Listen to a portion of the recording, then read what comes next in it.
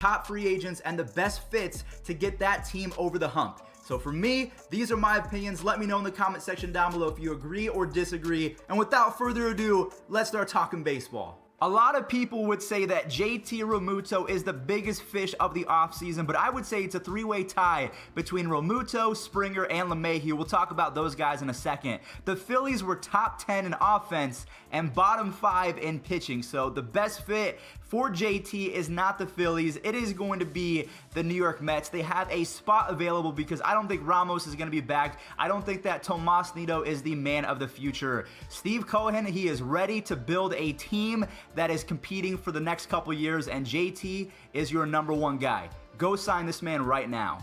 Why is everyone writing off Corey Kluber, a 2-time Cy Young Award winner? And it's pretty basic. The only reason why he's been bad the last couple seasons is because of health. He's had a long offseason. I think he's going to come back healthy. The Giants, they could really use his services. They were one of the worst teams in regards to starting pitchers, and the Giants played pretty well in 2020. This is a great signing. It's pretty much been settled that the Red Sox are not going to re-sign Jackie Bradley Jr., so that leaves a massive opening in center field. Now, defensively, I would say that Jackie Bradley is a little bit better than George Springer, but offensively, you cannot compare the two. Springer has been a top 10 offensive force since the beginning of 2019. I think he would be a perfect fit in a Red Sox uniform. Combine that with Bobby Dahlbeck, you have Tanner Houck, you have Chris Sale coming back, you have Eduardo Rodriguez hopefully coming back from Corona. I think Springer to Boston is great. If DJ LeMahieu does not re-sign with the Yankees, I'm going to be a little bit upset with him because the Yankees gave him a contract when everyone thought that DJ was just a product of Coors Field, and guess what? He proved all the haters wrong en route to being an MVP candidate the last couple seasons. So in my opinion, I think that DJ needs to stay in New York. They need him in that lineup because he goes the other way. He doesn't strike out a ton. He plays pretty decent defense. He is the consummate New York Yankees player, and when you have a lineup full of righties striking out, you need him to balance it out. I really hope the Yankees smarten up. They pay him the money that he deserves because he didn't accept the offer. Here's a crazy stat for you guys. Shane Bieber could give up 45 consecutive home runs and still have a lower ERA than the Phillies bullpen in 2020. They were historically bad, so they're gonna need Brad Hand or Liam Hendricks, but I think Brad Hand, he fits the mold a little bit better in a Phillies uniform. He was terrific in the regular season, but then we all saw what happened against the Yankees in the playoffs. Hopefully that doesn't happen. I'm afraid of Hand, and I hope that we don't re-sign him. So yeah, the Phillies can have him. Nelson Cruz is doing things at his age that we have not seen often in the history of Major League Baseball. Now, I do honestly have to admit he was great for the Twins, and they'll probably most likely re-sign him, but one team that I think would love him in that lineup is the Tampa Bay Rays. Considering Randy Arozarena was the only offensive force in the World Series, having Nelson Cruz in that lineup would do wonders. So I think it's the best fit, but the Twins, it's also not bad. I personally think Masahiro Tanaka is a tad bit overrated. When he first came up, I thought that he was great. In his first couple starts in the playoffs, he was terrific. But postseason Tanaka, he did not show up in 2020, and I think because of that, they'll probably offer him a discounted contract, and he loves New York. New York loves him back. I think Masahiro Tanaka stays at a discounted price. John Lester is most likely not going to re-sign with the Cubs because he's not been great for 3 consecutive seasons. Plug in James Paxton, I think the Cubs instantly get better. So you have Hendricks, Paxton, Alec Mills. That's not horrible. I think they have some more improvements to make, but I think they should start with Paxton.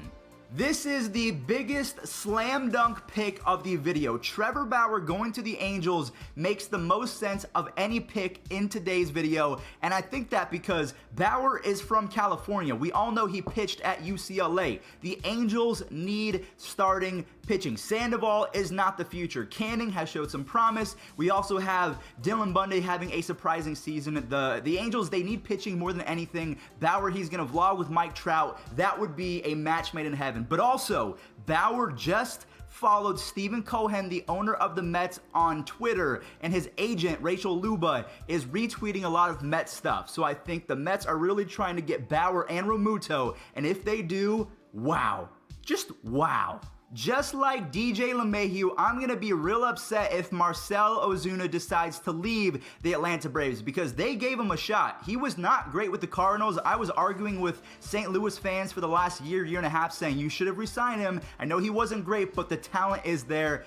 Ozuna, if you're watching this, I know he is. Please, for the love of God, stay there. I think that Pache is going to be great. Maybe kick out Nick Markakis, re-sign with the Braves yesterday. Make it happen. This one pains me to say. I don't know if Carlos Santana is going to take a hometown discount, and considering the Rangers were pretty bad with first base production, Guzman, he's decent, but the Rangers need help with getting on base, and Santana, he's the king of doing that. If you think that Oscar Mercado, Delino DeShields, Greg Allen before he got traded, Jordan Luplow, Tyler Naquin, Bradley Zimmer, if you have to use 17 different outfielders to try and find one guy that's the guy, you're doing something wrong. Talking about the Indians, Jock Peterson, I think he's going to be the first big free agent acquisition for the Tribe since Edwin Encarnacion. Please make it happen. I think Josh Naylor goes to first base to replace Santana, and Peterson, he's the power bat that we've been looking for.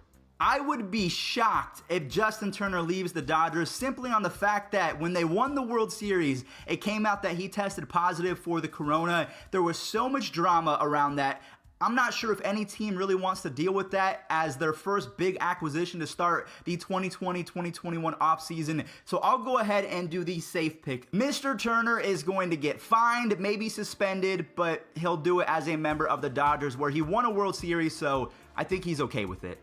Knowing the A's and their Moneyball trend, I'm not sure if they're going to be able to retain Liam Hendriks because Marcus Semien is also a free agent, and again, they don't spend a ton of money. The Cubs, they're in desperate need of a solidified, dominant closing pitcher because Craig Kimbrell has been terrible. I know Tepera got an MVP vote, but that was by mistake. The Cubs made the playoffs with down seasons from Baez and Chris Bryant, so if they can get back to normal, sign James Paxton as well as Liam Hendriks, yes, they're going to be stretched cap-wise, but they'll be way better. The Brewers can believe in Luis Urias all they want, but I don't think he's the guy. I truly don't. Didi Gregorius, he fills in that lineup nicely with Yelich and the other guys that are going to rake, in my opinion, because Yelich, he's not going to have a down season 2 years in a row, so Didi, perfect fit.